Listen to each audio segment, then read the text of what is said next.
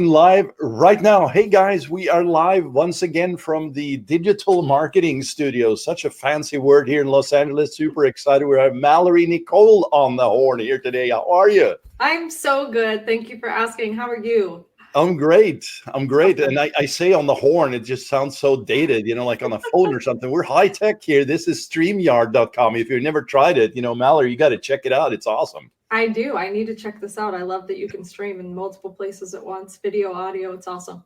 Yeah, exactly. It's called content distribution. And I know you're all about content. In fact, we're going to be talking about some really cool content here today. I've titled this The Three Most Common Mistakes or Things That Business Owners, Executives, Solopreneurs, six-figure, seven, eight, nine-figure businesses deal with that they really come across. There's similar patterns here, but there's probably different ways a nine-figure executive would look at this than the solopreneur who's starting with $5,000 in the bank and, still scaling this different levels, right? So I thought we'd talk about this today and some of the things that you've found to be true in the space and the different markets that you deal with, and also some of the solutions. But before we get to that, Malorie, I have your screen up here for those who are coming in and watching this on YouTube and live. I thought it would maybe be great to just start with you, just a brief sort of introduction about your story and what brought you here, and then also what you specifically focus on with your clients. Awesome. Yeah, thank you for having me. And I'll try and keep the story part as short as possible because I know you and I have talked a little bit about that. It can get a bit lengthy, but to keep it short for today, anyone that's listening, we want this as condensed as possible so you can get the most value in 20 minutes as we can. My story really starts from coming from a pretty severe health background of not knowing what was wrong with me and having a bunch of health issues that were showing up that opened up a world of coaching. And I started learning about health coaching and getting into wanting to pursue a health coaching certification, which really led me to a deeper understanding of mind-body and how the mind and body are connected. And that led to further interest to really pursue what now is mindset coaching and helping people really understand the subconscious beliefs that are blocking them from preventing growth in their companies, with whether they're a solopreneur, they have a team, where those blockers are, and how the mind has really shaped the way they are growing their business. We live in a marketing world and we're constantly learning, even myself, all of these things to do to grow our businesses. And I really love helping people set the foundation up, which truly I believe starts with the mind and your thought and how you're showing up to your business for growth. Yeah, that's very interesting that you had to go through that to kind of find your it. But do you? I'm just curious because anytime something like this happens, typically something probably, well, in your case, negative that turned into quite a positive. How did you switch from that and say, okay, I think I got this, the body, the mind, the soul, the spirit, the coaching aspects of helping entrepreneurs. But, you could have, become a therapist dealing with family issues or, parenting or things like that. But you kind of switched onto the corporate trail, right? I mean, was there a clear path or did you just sort of stumble into that too? Yeah, it wasn't so much a clear path, but it was a series of a bunch of things that didn't make any sense that I kept saying yes to, because intuitively I was getting all of these calls to just follow the path that led from, doing health coaching and then having people that were seeing that I was health coaching reaching out to me for business help. And then I started helping business owners, and then people that were making more and more and more money were reaching out to me saying, hey, I don't know if you work with someone like me at this, level of business, but I really like what you're sharing about mindset. And I think I could use your help.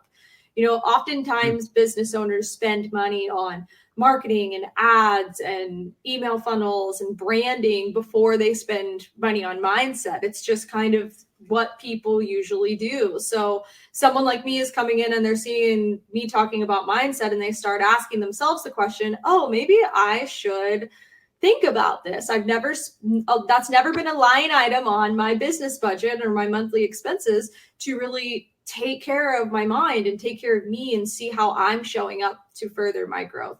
And it's just been this natural evolution of what's led me to work with business owners. And, real quick, one of the reasons I love working with solopreneurs and entrepreneurs is because I truly believe that we create our own blocks. And when those blocks are removed, and we also have a business that we don't have anybody telling us what we can and cannot do, we can create whatever we want. There are no rules. It's limitless. So that's one of the reasons why I truly love working with business owners.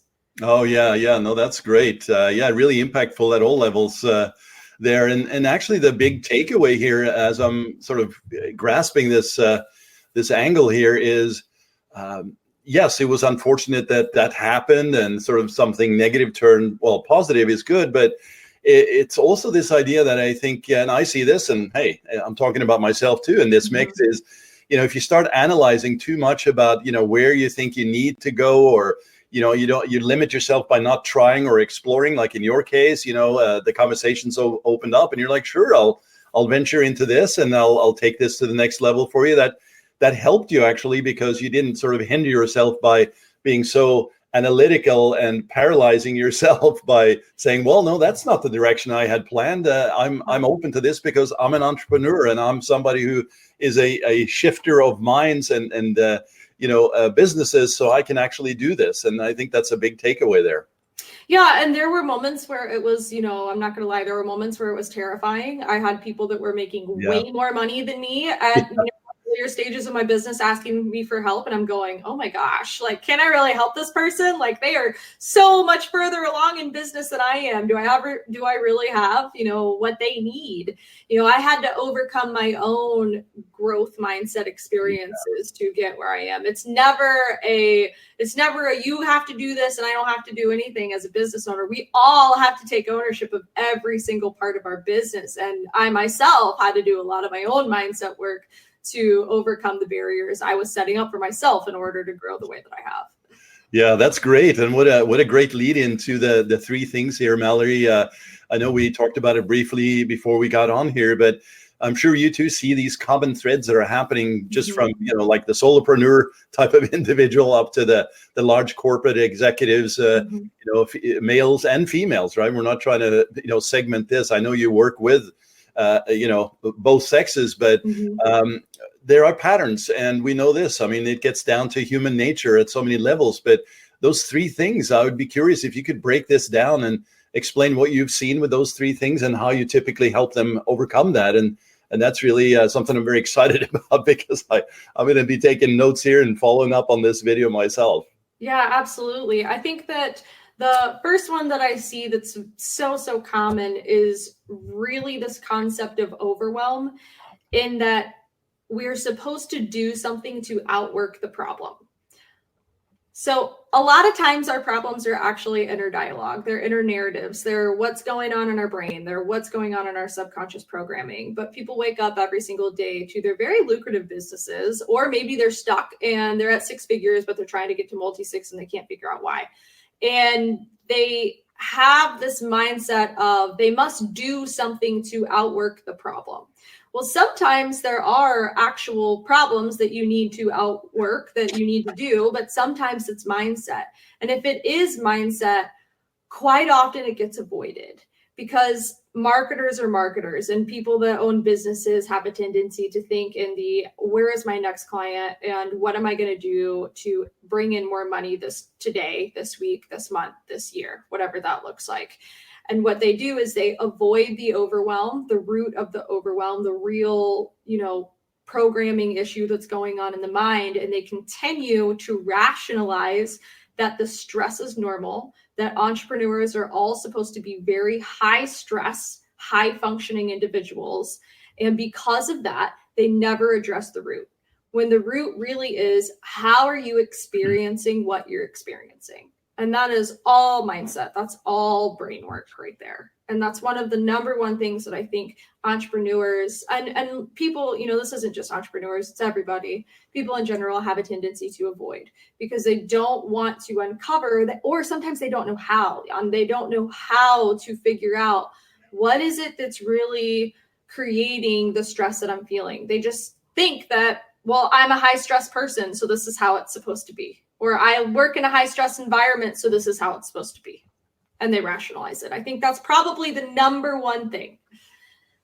Yeah, that's so true. That rationalize bit that you talk about, that it's supposed to be this way, and so you don't address it. What is maybe one thing that somebody could say? Okay, you know what? I'm Malorie's calling me out on this one. Well, what is perhaps one thing I could do to get started on alleviating that stress and that overwhelm? I think to really understand how to alleviate the stress and the overwhelm, you really need to understand where it's coming from. And that's not necessarily something, that's where it gets a little bit tricky. It's so much less about the word do, and it's more about the word be. Oftentimes we don't ask ourselves those questions. We ask ourselves what actions we need to take. We look at our checklist, we look at our goals, we look at what we're doing on a day-to-day basis, but we forget to ask ourselves the question of who we are being while we are doing the things that we're doing. And it's really, if you're listening to this and you're like, well, what's something I can do? You can start asking yourself the intention you're setting behind the things that you're doing. What intention, how are you going into the action that you're taking? And that's not necessarily going to fix the problem if there is a problem per se. But it will allow your brain to start thinking in a way that might be different than the programming that you're on right now. Because the programming that most people live in every single day is, what do I need to do? What's next? We live in the future. So we future pace ourselves. When we're asking ourselves these constant, what do I need to do to get there? It's a reflection of that we're never living in the present moment. Yeah. And like you said, this is not just a checklist of 1-2 things and you're done. It kind of goes deep. And I know we're going to get more information on how to reach you on this, because you have some great resources.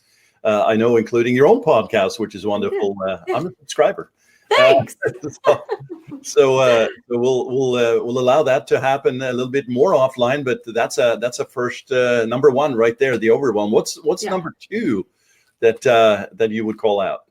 Number 2, I think fear and perfection. They often fall into the same category. Fear and perfections. For some people, it's more perfection. For some people, it's more fear. But let's put it together for today's purpose of just including everybody in this box. Right. Fear and perfection are something that it really hinders people from growth. So this is kind of what I was talking about earlier. Oftentimes people think the next level to financial growth is to add more marketing on or to spend more money on ads. And sometimes that is a very viable thing to do. And sometimes it can produce more money. But a lot of times money is not coming in, or there are ways that you can grow your business or things that you're not seeing solely because you are scared to take the action, or you are fearful of what, how you might feel in taking the action, or you're scared you're going to screw something up. People do not want to screw up. They just don't. And you know how that feels. I know how that feels. I'm human. You don't want to do something and have it not work. Everybody likes to think that the things that we try, they're going to work out. But the alternative of that is that we hinder ourselves from creating opportunity and really living in our fullest potential because we're scared of what others might think. We get stuck in the comparison game. We're scared of what might happen, what might not happen. All of those questions start to arise. Yeah, that's I'm just nodding here. It's just really hitting home. And like you said, we're human, right? And so this sort of level of embarrassment or failure and, the fear, I mean, that's a big deal. And, that's what you also see, like you mentioned, the comparison game. I mean, you're up on the internet every day and social media, and you see the folks up there, including myself, you want to post positive things. Nobody wants to hear about negative things, but often that is overinflated, and it's set up in such a way to say, look at me, I'm great. And it's a status thing, status is huge. And so it's tough to deal with, because you're dealing with your own demons, and some are better at this than others. But the fact that you call this out as a number 2 is huge. Yeah, fear and perfection. I love that. And I know, as I said before, we're going to get more information on this, guys and gals. So don't worry, we're kind of going brief on some of these topics, but I wanted to call these out because not only are they important, but they're important to recognize and then take action on them, which we'll get to here as we close out. But before that, we're going to get to number 3. Yes, awesome. Yeah. So number 3 is one of my favorite topics, and it really is the difference between a scarcity mindset and a growth mindset. I work with a lot of people on money, their money mindset, how they're showing up to their business, how their relationship with money is, and what all that looks like. And I do believe that number 3, having a scarcity mindset, although scarcity could fall into every single one of those categories, but to make it simple, I do believe that scarcity is one of the number one things that entrepreneurs do not address, because that is never going to be addressed with adding more onto your marketing plan. That is 100% a programming thing. You have to look at what's going on in your brain. You have to look at what are the neural pathways that are being followed every single day. You have to look at the history. You have to look at where it started. And you have to understand how you're experiencing something. The difference between scarcity and growth in mindset terms, a scarcity mindset and a growth mindset, the same thing could happen to 2 different people. And one person is going to experience it as completely debilitating, and it's going to derail them from moving forward. The other person could experience the same exact situation, and it could make them stronger. What is it about your thinking and about your thoughts that is creating the reality and the perception that you're seeing your worldview and your lens from? That's interesting. And you mentioned scarcity. Immediately I was thinking, abundance, meaning is that the flip side to that, or is it all lopped into the same thing? Because, I like to talk about positive things, and, hey, we have different training courses, as I know, and inside we want to, cheer people on and, hey, think abundantly. And, there's lots of money around and there's a lot of resources. Don't be negative, snap out of your own bad self. Right. And so how do you, when you think about scarcity in that way, is that the flip side of that, or are they very similar, just as I described it there? Yeah, that's actually where the Abundantly Clear podcast is the name of the podcast. So Abundant is in it. And then I also have a money mindset course, which is abundantlyclearcourse.com. It is in line to try and help people understand how to custom, not one size fits all, but how to custom get out of that scarcity thinking and where it comes from, and why they might be, so fearful of this concept of, I'm trying to think of a good example. I've had $1 million clients say to me before that they're just so scared that all the money is going to run out. They're never going to make another dollar. Where does that come from? You have all of this money in the bank, but yet you're still struggling with this fear of everything is just going to implode one day and you're not going to have anything left. Or this concept of, if I not wanting to spend money on their business growth because they're so scared that more money is not going to come. Your relationship with money can be, I don't want to say it can be tricky, but I think that we just don't look at it in maybe the most productive and healthy way to set up a foundation for ourselves and for our businesses to grow. That was one of the biggest things that I had to do the most work on, was my scarcity money mindset. I came from a family that, I'm not going to say we were poor, but my dad was stressed about money a lot, and money was a hot topic. Money is one of the number one things that couples argue about every single day. So it's also one of the number one things that people don't like to talk about. And if we don't like to talk about it, it kind of means that we're putting the emotion of shame around it. Yeah, that's so profound, Malorie. This is really awesome. There's so much more to cover within these top 3 that we talked about today. And obviously you have, made it abundantly clear that there is lots more. I love that you said it that way, though, because communication, if I was to add a fourth in here, it would be communication. Yeah. And that, I know that we're at 3, but I want to go ahead and add that because I love how you just said you've made it abundantly clear, because that is one thing that I think that a lot of business owners avoid. They avoid having conversations with their team members like they should. They avoid firing people when it's time to fire people. Or even if that's clients, the client relationship maybe isn't working out the best, but they don't want to fire them because they don't want to hurt anybody's feelings. Effective communication, living abundantly clear in your speech and your communication and your truth of what you're sharing, and speaking up when you need to speak up and not letting that fear cut you down, I think is probably the fourth. And I want to go ahead and add that one in as we're wrapping up. Beautiful. Bonus. Yeah.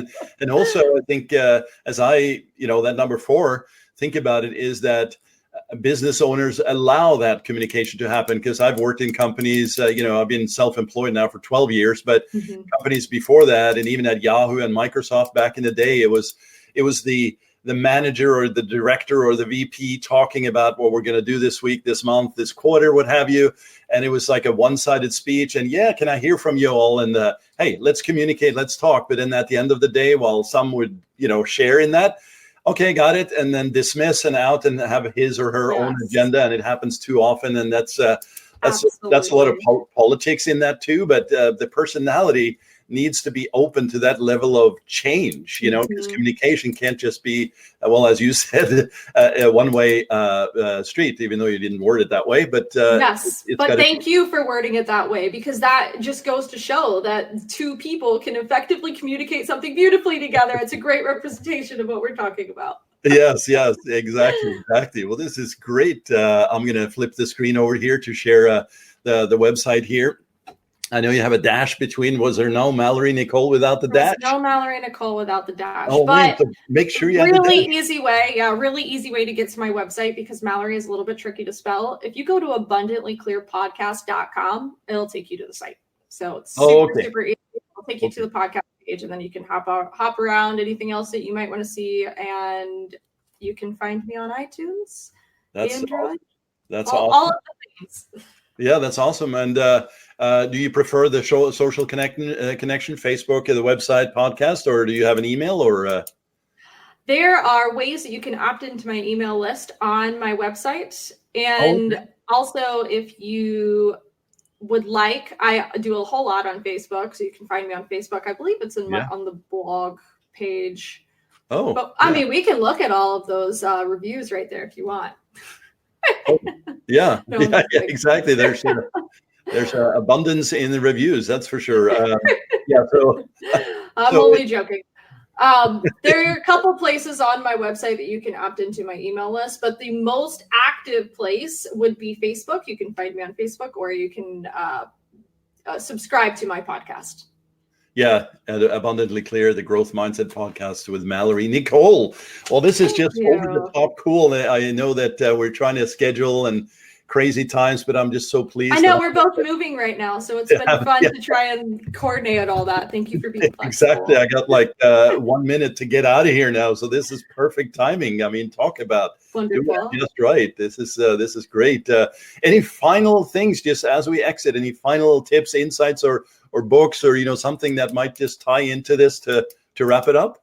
Yeah, I think one of the last things I would say is to just ask yourself the simple question, what are you avoiding? That has been one of the hot topics that I've been thinking about recently, and you and I have talked about this. Yeah. What are you avoiding in your business? That is going to give you an indication of where your mindset work needs to be addressed. Maybe you hate doing sales. Maybe you hate putting yourself out there. Maybe you are avoiding confrontation or conflict. And this also goes into your personal life too. Maybe you have some hard conversations that you're not having. Or that you need to have that you're not having. What do you know that you need to be doing that you're not doing? Ask yourself that first so that you can uncover what's deeper. What is the real reason why those things are happening? Yeah, beautiful. Thank you so much, Malorie, for joining here today. And thank you all for watching and listening on the podcast as well. And make sure you head on over to subscribe to Malorie's podcast as well. I'm a subscriber, and it is growing fast. I know you launched this fairly recently, right? I just went through a relaunch. I went through a rebrand and everything, and it's exploding a little bit right now. So it's really, really exciting. I am excited to have a podcast to reach more people and just put out, the message that the entrepreneurial roller coaster of hustle and grind mentality doesn't have to be the way, and that you can thrive and enjoy it and grow at in a way that feels good to you. The stress does not have to come with the basket. Yeah, exactly.